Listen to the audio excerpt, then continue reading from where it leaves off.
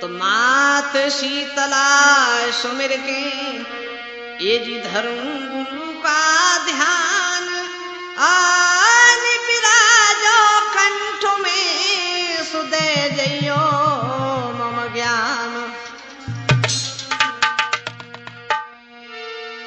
कीरत सिंह गुरुदेव के ए जी चरण नवाऊं शीश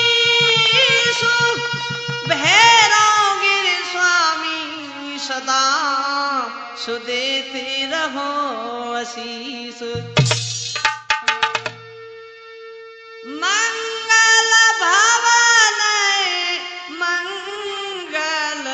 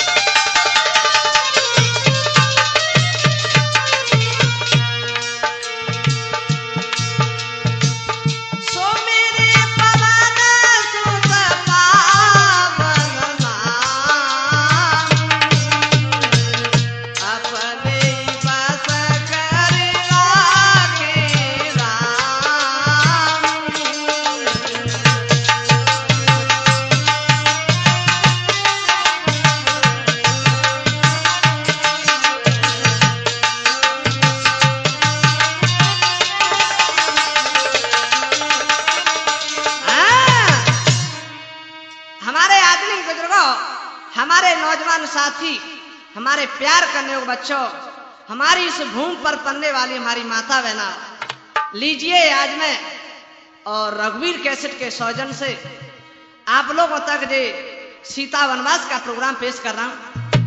और संयोजक हमारे रवि भाई, हमारे चेला कोणर वाले। तो लीजिए कथा किस प्रकार से है। तूफानी जी, एक अयोध्या के पास में एक छोटा सा नंगला था। वहां एक धोबी और धोबिन रहा करते थे। एक दिन धोबी से धोबिन कहने लगी, हे पिया, जब ते तुम मेरी शादी करके लायो मैं पीहर ना गई, वो मैया बाप की बहुत याद आ रही है। धोबी ने जवाब दो, तेरी खोपड़ी खराब, इस समय फसल का टाइम है, जो कोई दे देगा सो दे देगा। नहीं, जिद करने लगी। और क्या बोली भैया तूफानी जी, आई के जवती ब्याह भयो मैंने देखो नाई माई का।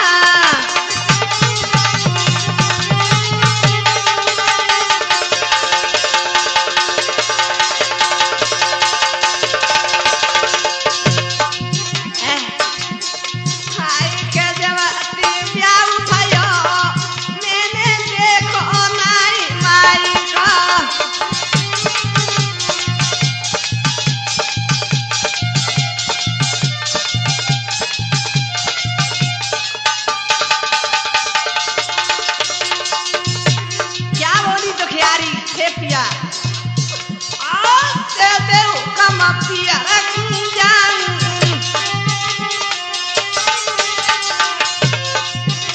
आप बिना ले बउका के लौट के आन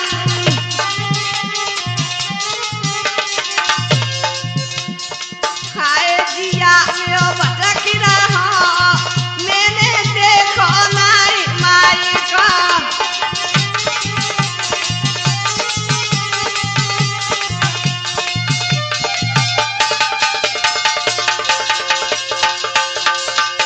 धोबी ने जवाब दो तेरी खोपड़ी खराब तो नहीं कोई लेने के लिए नहीं आया मैं नहीं जाने दूंगा सो कह रही हे पिया बाबुला प्रात प्रात मेरी मैया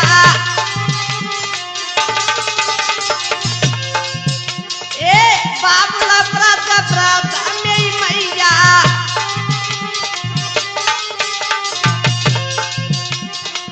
नाने औरो सा दिला भैया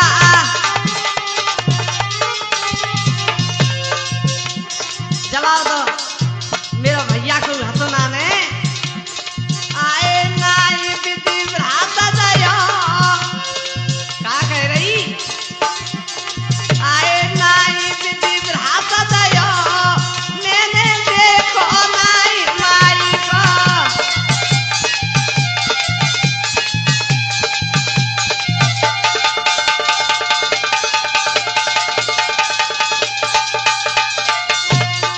आई के जवाती ब्याह भयो मैंने देखो नाई माई का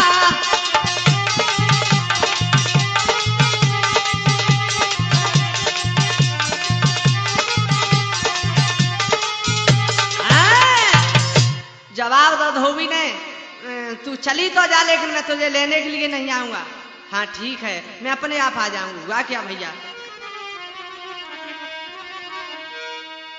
पति की आज्ञा पाई कर वो तुरंत माई के गई 2 दिन बिताई पीहर में सुमात से बोली लली भैया 2 दिन रही 3रा दिन वो से कहने लगी मैया अब तो हम जा रहे अपने विदा ले रही है ससुराल के लिए पीहर से और मैया ने जवाब दो बेटा और रुक 2-4 दिन नहीं मैया उन्हें ये कह दिए बस आ जाइयो तुम जानते हैं कैसो भागो है चलती है विदा लेती है तो तुम जानते हो मैया बिटिया की आत्मा कैसी होती है तूफानी जी कहा बोली के मैया मिल लेरी भोजाए पसारी मैया मिल लेरी भोजाए पसारी ए बन के फदुलनिया चाली दाई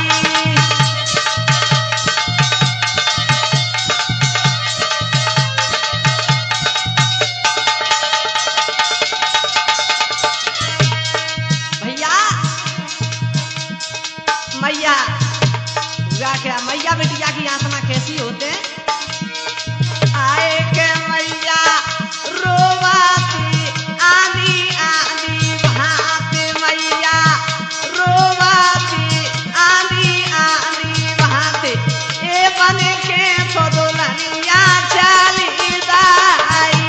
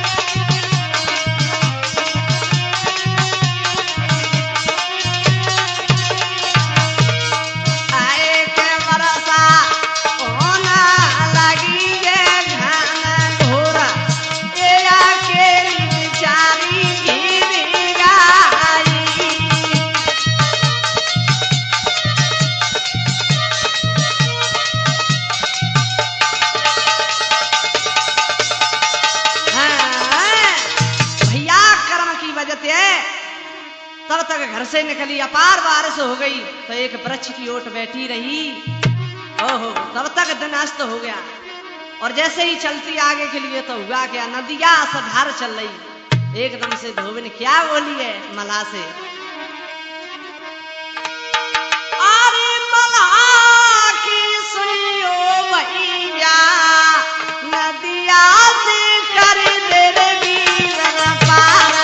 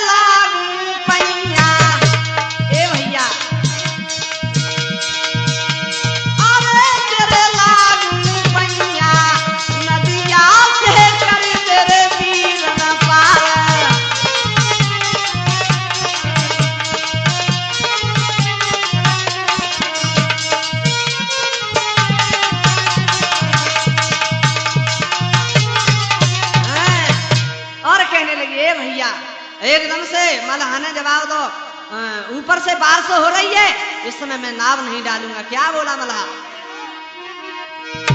नारी तू डर पे पति बरूसी, फालतू जाने मोई घर ती, अरे नहीं डारे वो नहीं गा, अरे नहीं डारे वो नहीं गा, तेरे वीरन पार।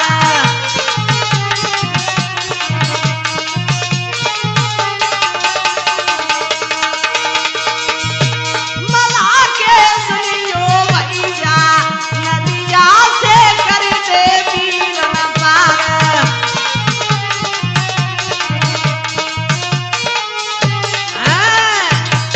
जवाब अपने पति को तो जन्म मान रही, मोए घर से फालतू समझ रही है का, तो मैं कहाँ जाऊंगी। मल्लाह ने जवाब दो, यहीं रुक जा मेरे पास और सुबह हो तो चले जाइए। क्या बोला मल्लाह, परवसी में रुक गई वहां, ए मन में कियो विचार, सुबह में घर को जाऊंगी तो पड़े शोषण मारो। धोबिन कहने लगी, अब मैं घर जाऊंगी तो वो ऐसा भागो मेरी खाल को उघाड़ देगा। ओहो, मल्लाह ने जवाब दे, खड़ी होती है, बोहनी ना बट्टो, खुदा से रटो, सवेरे सवेरे रो रही है। क्या बोला, सुबह सुबह की वक्त में क्यों रही हो धन मचाई, या तू मुझको खाएगी मेरी नावे देगी डुबाई, या तू मुझे खाएगी या मेरी नाव को डुबाएगी, सवेरे सवेरे तू रो रही है। जवाब दो, वीरन तुझे मालूम नहीं मेरा पति ऐसा खोटा है, मेरी खाल को उधेड़ देगा। जवाब दे, तो मैं क्या करूं, चली जा यहाँ से, खड़ी हो जा। धोबिन क्या बोली, बिरन विपता में तीरे, बोला तो अनचित भैया बोला,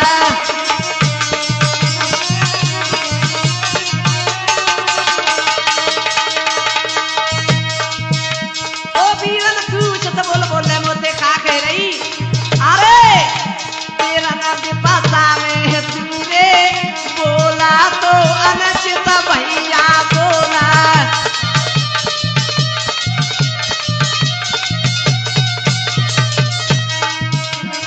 अरे नाई से नाव डो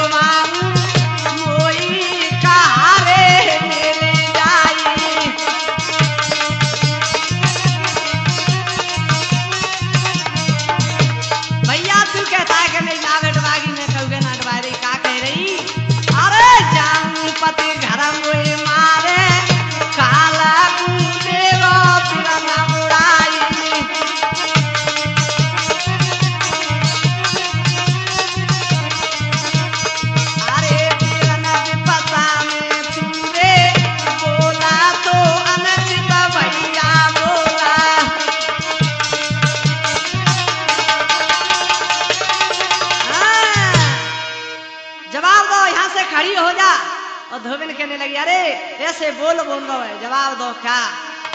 अरे बोलो लाल लाल करने ना, बोलो लाल लाल करने ना,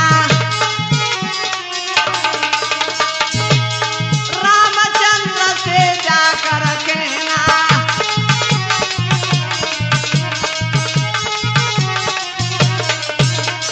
यहाँ से थोड़ी सी दूर पर अयोध्या है, वहां के राजा राम है, उन्हें सुनाना, वो तेरी सारी में पता लेंगे। अब तेरी कोई करे सहाई सहाई का जब वो सहाई देंगे कोई को रतन बसाई।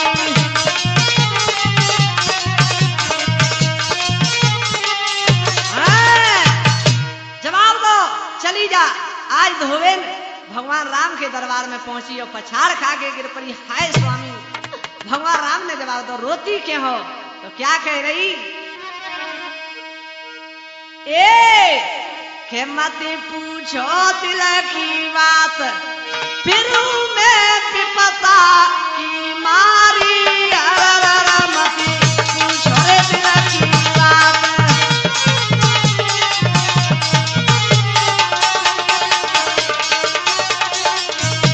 तूफानी जी, फिर मैं तो विपता की मारी, मत पूछो रे दिल की बात।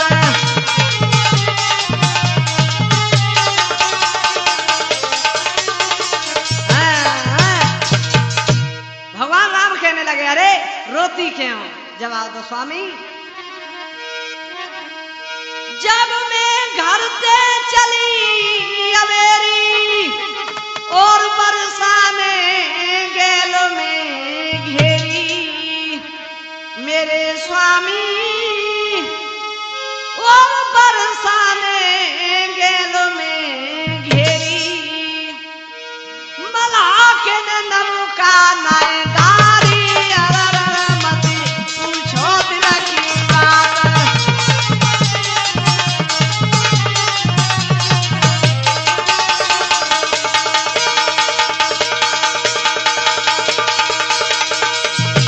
फिर मैं तो विपता की मारी, मत पूछो रे दिल की बात।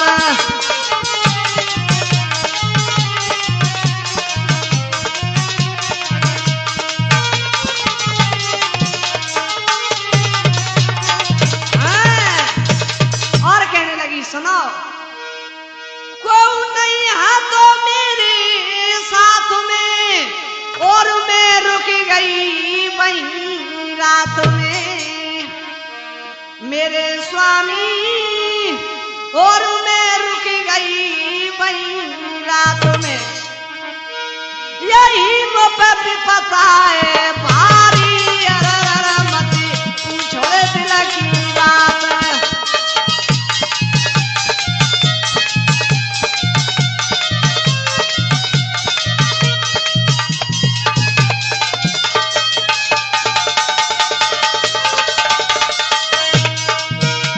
फिर मैं तो विपता की मारी, मत पूछो दिल की बात।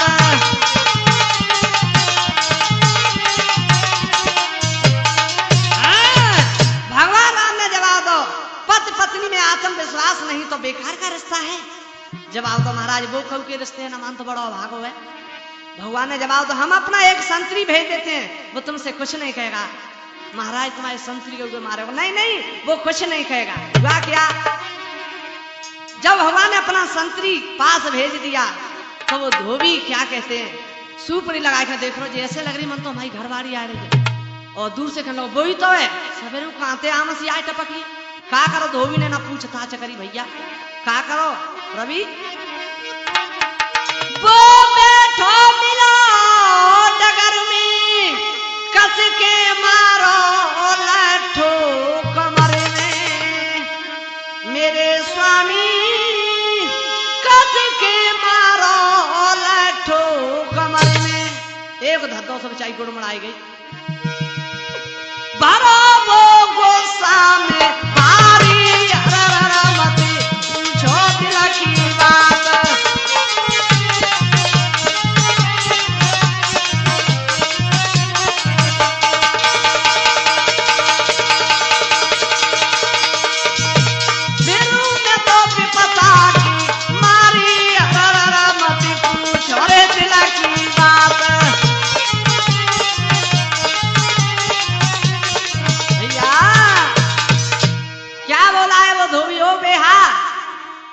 बाप से मिलवे गई या इस खसम से मिलने के लिए गई?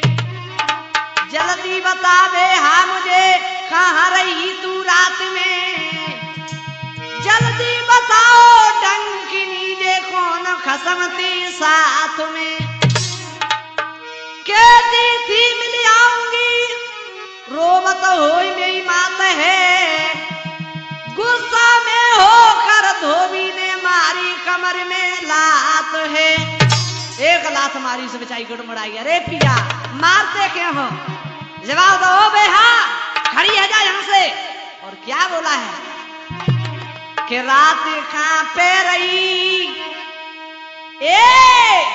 रात कहाँ पे रही, क्यों ना बोले सही ठगनीदारी, तो कुछ जिंदगी जला दूंगो सारी।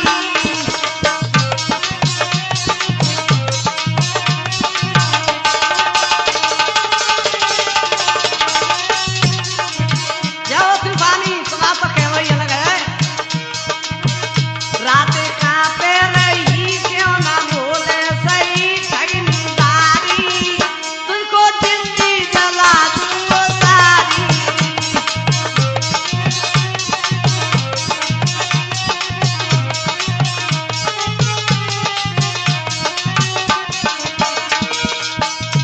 कहने लगी सुनो स्वामी, अरे मारते क्यों हो?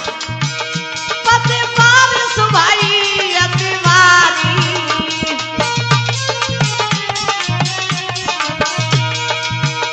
मलाह के ने नमका न डारी।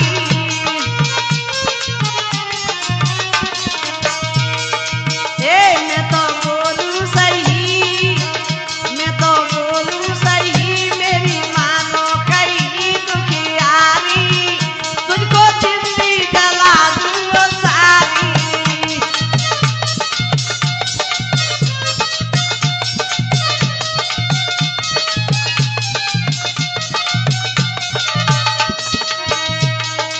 धोबी ने जवाब दो बेहा सुन, ओ जहाँ रही रात वहीं जाना,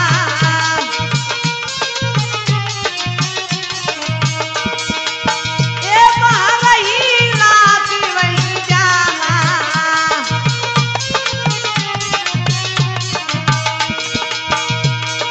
ओ यहाँ की तू आस सज जाना, जवाब जाला यहाँ से वहीं रहना। बातें सुनती रही, बातें सुनती रही, खड़ी रोती रही तो कियारी, तुझको जिंदगी जला दूंगो सारी।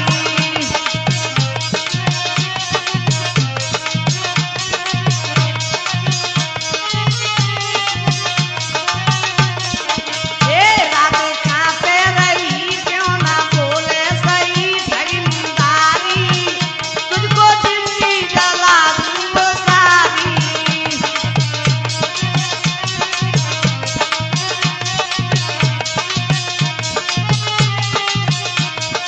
भैया धोबी ने साफ मना कर दिया।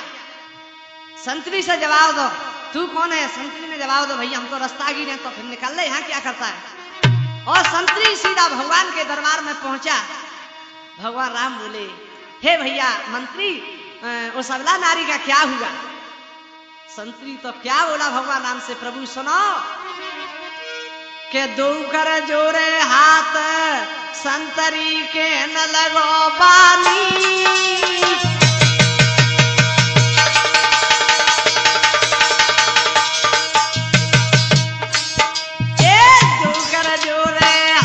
संतरी के न लगो पानी, वो पे कहत कहीं ना जाई, ढरक रो में न नीचे पानी।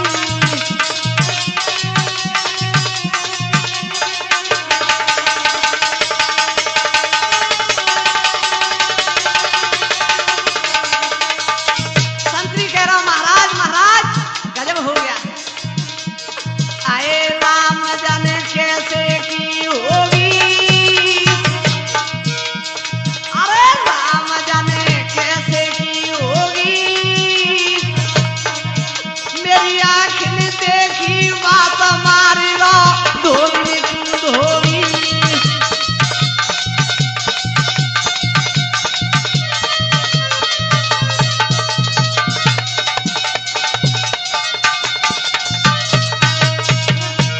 ओ महाराज धोबी ने तो गजब ही करतो। कैसा बेटा बहादुर? अरे काट लो का बोलो आए हाथ जाके लागी रहो लच्छा ले लेके तुम्हारो नाम सिया को करे रो ठट्टा।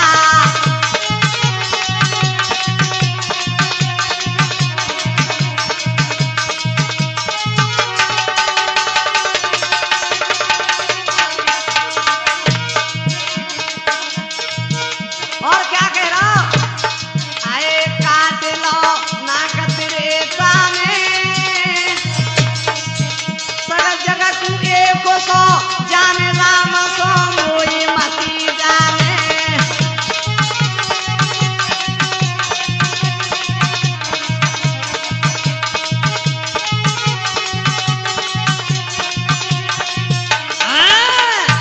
ओ महाराज जवाब दो मैं राम जैसा नहीं। सीता रावण के घर रह आई उसने घर बसा लिया। मैं नहीं रखूंगा तुझे। ओहो हो का भैया ये बचन सुने रघुबर गई घबराई।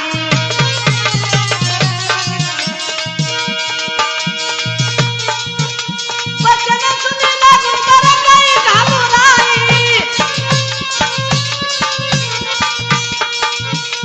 बचन सुने रघुबर गई घबराई। ये दिन लक्ष्मण पास बुलाई।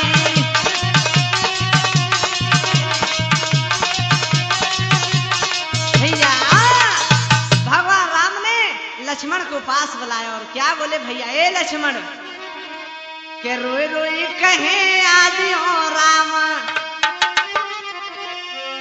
के रोई रोई कहे आदि हो राम प्रभु अब कैसे की होगी।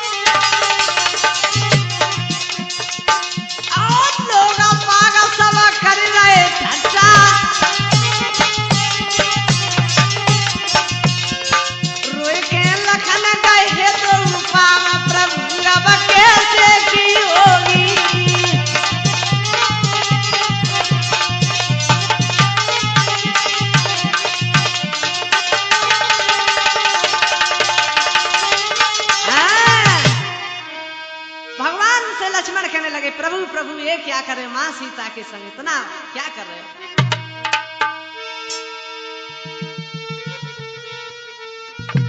लखन लाल ने कही सुनो दीवानी सोचो मन में आपो कहा दिल ठान।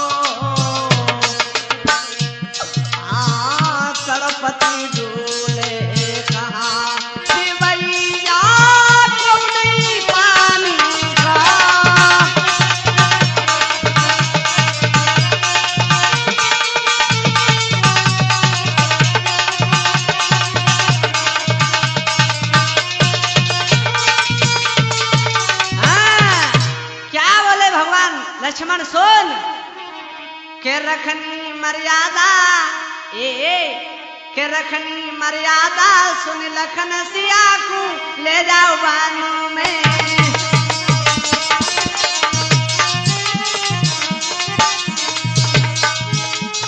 ले जाओ बानों में सिया को ले जाओ बानों में रखनी मर्यादा सुन लखन सिया को ले जाओ बानों में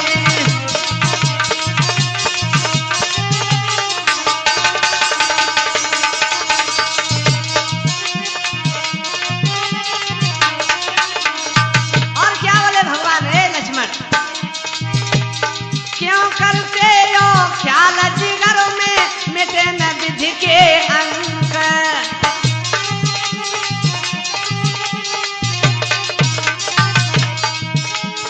रखे पास जो भात सिया के भारी लगे कलंक इसी में मानो मेरे बिरन सिया को ले जाओ बानों में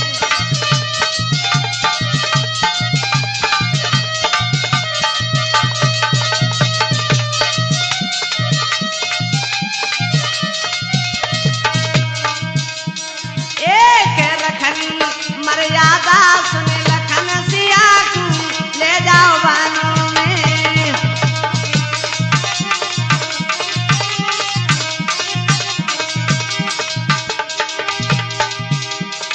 आन मान मरी आता जावे कुल की जावे सानी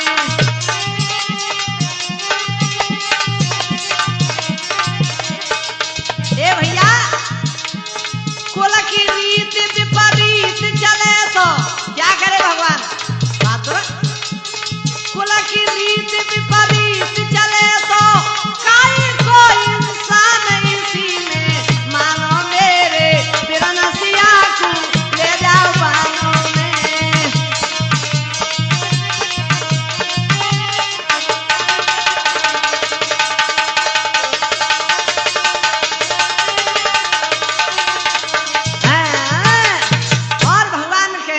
हे लक्ष्मण कुल की रीत विपरीत चले तो काय को इंसान भैया तुम जानते हो हमारे रघुकुल की क्या मर्यादा है क्या बोले भगवान आए रघुकुल रीति सदा चली आई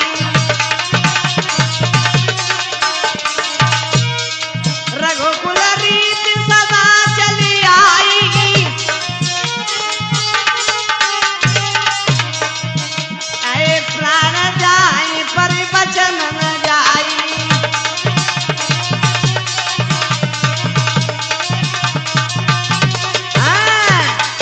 प्रभु मैं किस बहाने से ले जाऊं जवाब दो तुम जब कहा था कि उन ऋषियों के दर्शन कब करेंगे तो इस बहाने से माँ सीता को तुम ले जाओ हुआ क्या भैया मात सिया पास जाई के लखन नवायो मात चेहरा पे मुस्कान है सो दिल में दुख समात भैया सीता मैया से लक्ष्मण कहने लगे हे मैया और मन में बहुत दुखी थे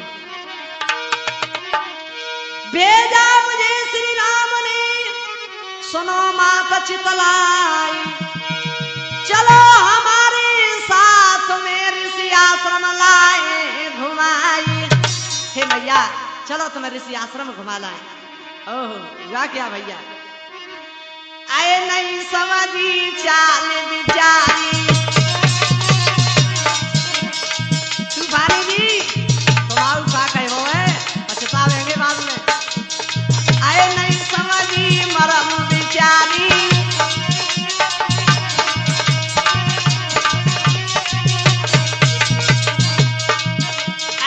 मैया करन लगी तैयारी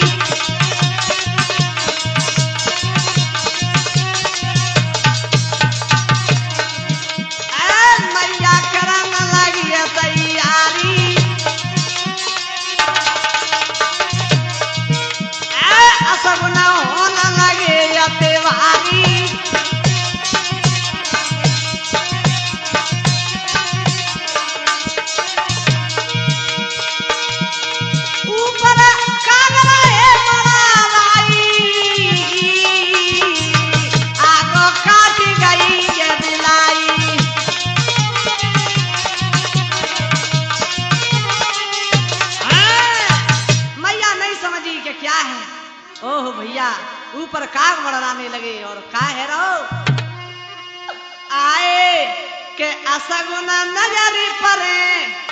जो मैया रथ में बैठी सुनील आए के सगुन नजरी परे देवर दिखेदारी में कारा।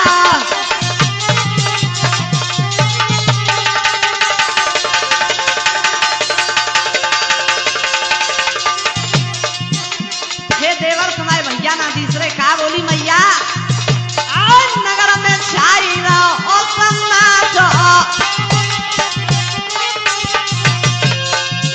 आज सही बताऊ लाजली नाटो।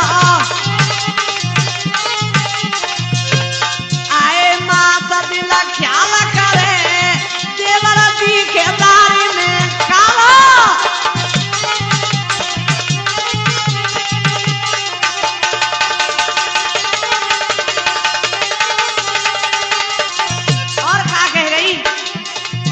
भैया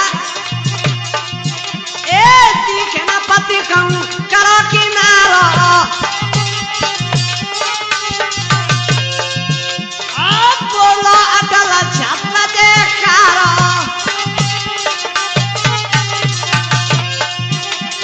आए समय से ना पेश परे देवर दिखेदारी में कारो। सगुन नजरी परे देवर दिखेदारी में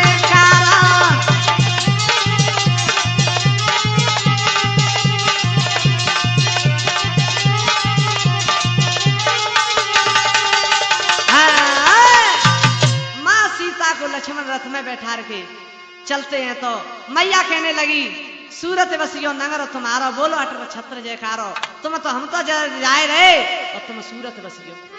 माँ इस प्रकार से कह करके चल देती है आगे। का भो चलते चलते बनी में पहुंचे तो का भो भैया मैया क्या बोली दिवर छाया में सहता लो चलो न जाई छाले पड़ी पामन में दिवर छाया में सहता लो।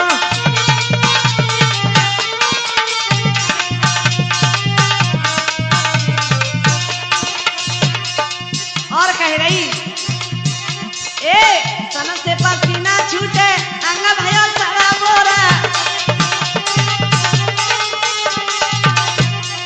चलो न जावे हाई तेरा भाई कमी जोरा।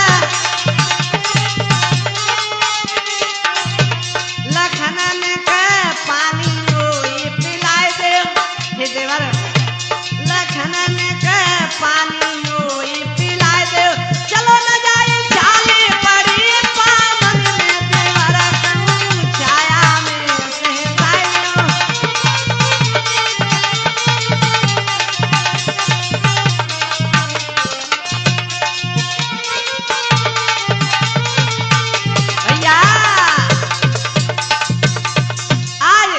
सीता कहने लगी देवर मुझे प्यास लग रही है पानी पिला दो।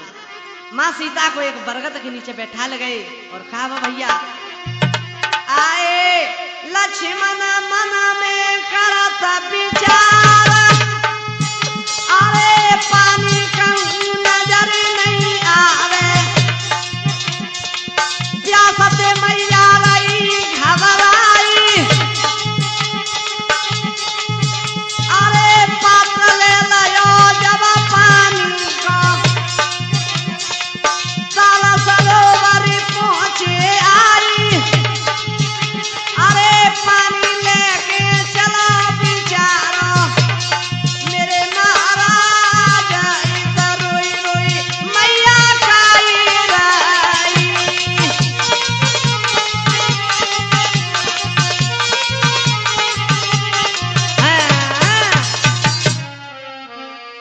क्या कह रही मैया कि लखन लाल लौटे नहीं कहाँ अटके वीर बलवान। पानी बिन तो ही दिवर सो निकली जात प्राण। एक है कर वो गिरी गई ये जी सीता राजकुमारी। देख दुर्दशा मात की सो लक्ष्मण खातू पछाड़। लक्ष्मण पछाड़ खा के गिर पड़े। ओ भैया ये क्या है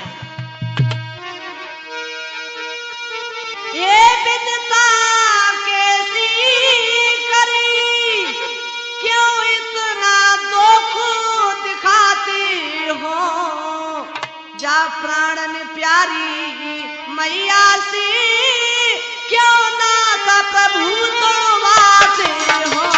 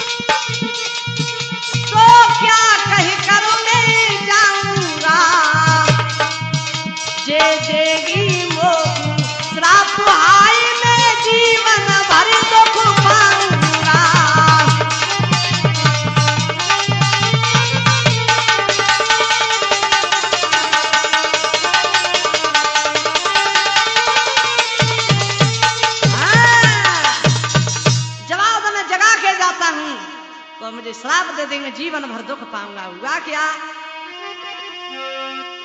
आए दयो टांगी दोना बरगद डाली, बरगद डाली चल देखी कर दई तैयारी।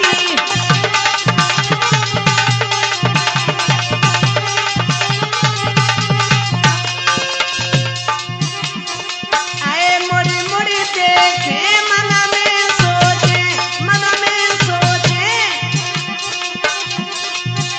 आसुनी को बे पनार हो गए।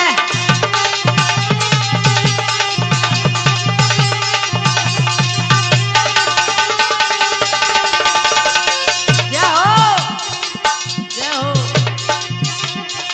आए जा विकट बनी में मैया को, आए मैया को दिखे नहीं कोई सहार हो गए।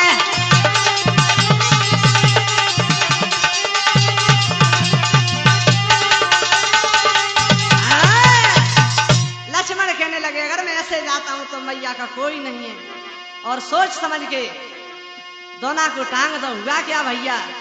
इधर एक बूंद पड़ी तो मां सीता जागी तो क्या बोली?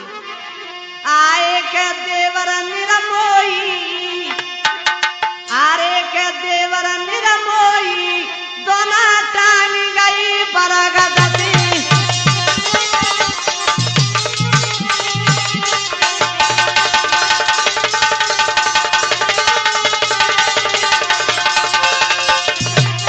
आए के देवर निरमोई दोना टांग गई बरगद दी।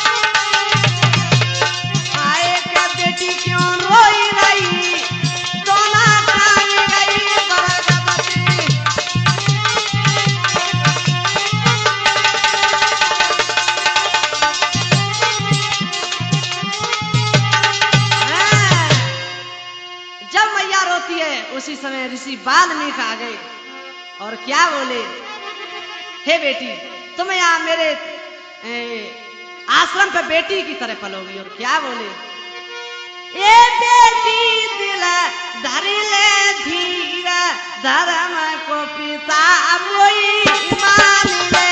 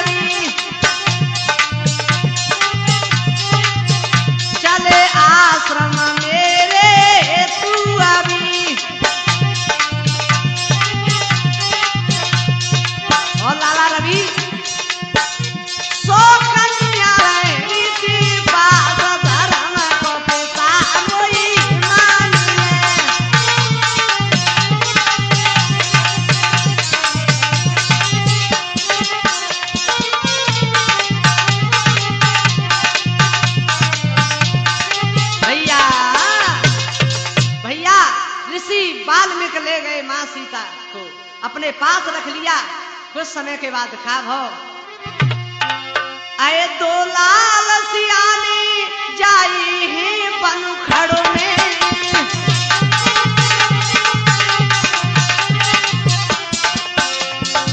कई हमारे भाई कलाकार कहते हैं, ये मेरे गुरुदेव सिंह की लिखी हुई कथा हम गा रहे हैं, तो ऐसा नहीं, मां सीता ने जुड़वा दो पुत्रों को ही जन्म दिया। कई भाई कहते हैं कि वाल्मीकि ने कुछ से बनाया, अगर कुछ से बनाया होता तो वाल्मीकि धर्म दृष्टि से नहीं देख सकते कि सीता अपने साथ ले गई है, तो ऐसा कुछ नहीं, मां सीता ने दो पुत्रों को ही जुड़वा जन्म दिया है।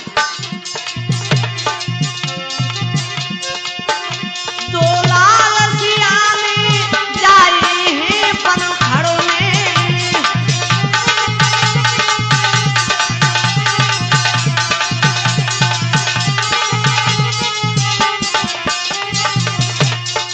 और भैया हमारा ये प्रसंग यही संपन्न होता है, क्षमा करेंगे। बचन सिंह नाम हमारो भैया रे नाम ते ले पहचानी, किला कवालिया में पड़ता मामला